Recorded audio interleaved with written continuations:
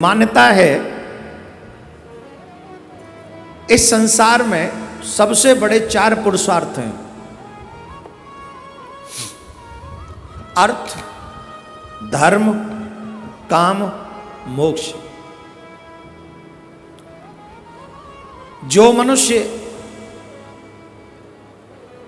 या जिसके पास में ये 4 हों, उनके भाग्य का वर्णन कौन कर सकता है।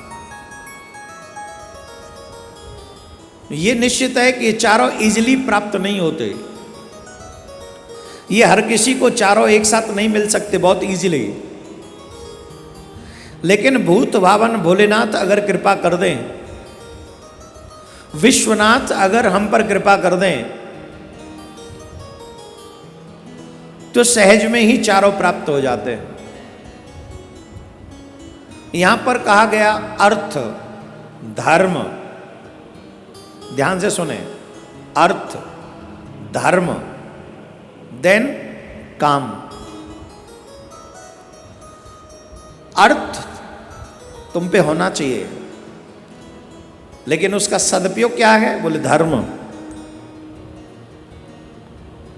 उसके बाद काम। धन होने के बाद पहले होना चाहिए धर्म, फिर संसार का काम। और व्यक्ति उल्टा करता है, धन आया तो संसार में लग जाता है, धर्म को बीच में से क्रॉस कर देता है। धर्म में उसकी रुचि नहीं होती। और जो मनुष्य, अब देखो आप लोगों का सौभाग्य नहीं तो क्या है, आपने अपने धन का सदुपयोग किया तो ना आप इस उत्सव में आए, तब ना आप इस उत्सव में सम्मिलित हुए, तब ना आपके मन में ये प्रेरणा जगी कि हम लोग जाएं, अपने हाथों से पार्थिव शिवलिंग बनाएं, हम भी अपना पुण्य बढ़ाएं। तो अर्थ के बाद धर्म और फिर काम। लेकिन आप जैसे जानते हैं, शिव जो परोपकारी है, शिव जो परमार्थी है, शिव जो ब्रह्म है, शिव जो कल्याणकारी है, शिव जो मृत्यु का प्रदायक है,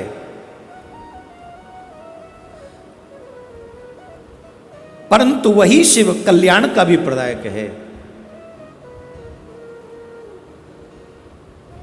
अखिल ब्रह्मांड के नायक वो शिव चाहे तो क्या नहीं कर सकते। काम की बात हो रही है, 12 ज्योतिर्लिंगों की चर्चा हो रही है, तो हमें 12 ज्योतिर्लिंगों की चर्चा करने से पहले शिव के रहस्य को समझना चाहिए। शिव कितने परोपकारी हैं। जिस समय समुद्र मंथन होता है, उसमें हलाहल विष निकलता है, और जब हलाहल विष निकलता है तो उसे स्वीकार करने के लिए कोई तैयार नहीं होता, कोई भी नहीं। अकेले भोले बाबा उस हलाहल विष को पान करते हैं। इसलिए पान करते हैं कि अगर ये हलाहल विष पान नहीं किया गया तो समुद्र मंथन आगे होगा ही नहीं, और समुद्र मंथन आगे नहीं हुआ तो कामधेनु नहीं निकलेगी, कल्प वृक्ष नहीं निकलेगा, देवताओं के लिए अमृत नहीं निकलेगा, लक्ष्मी जी का प्रादुर्भाव नहीं होगा।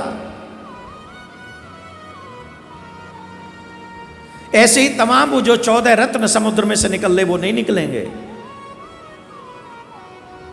इसलिए शिव परोपकारी है कि शिव खुद हलाहल विष पीते हैं, लेकिन औरों को सुख प्रदान करते। जीता जागता उदाहरण, खुद रहते हिमालय में कैलाश पर, कोई भवन नहीं, कोई कुछ नहीं, बड़ के वृक्ष के नीचे बैठे, लेकिन रावण के मांगने पर उसे लंका दे देते। देते कि नहीं देते? जवाब दो। तो देने में भी कोई कम नहीं, परोपकारी है। इतने परोपकारी हैं कि हम सोच नहीं सकते। इसलिए उस परम शिव को जानने के लिए हमें शिव पुराण अवश्य सुनना चाहिए।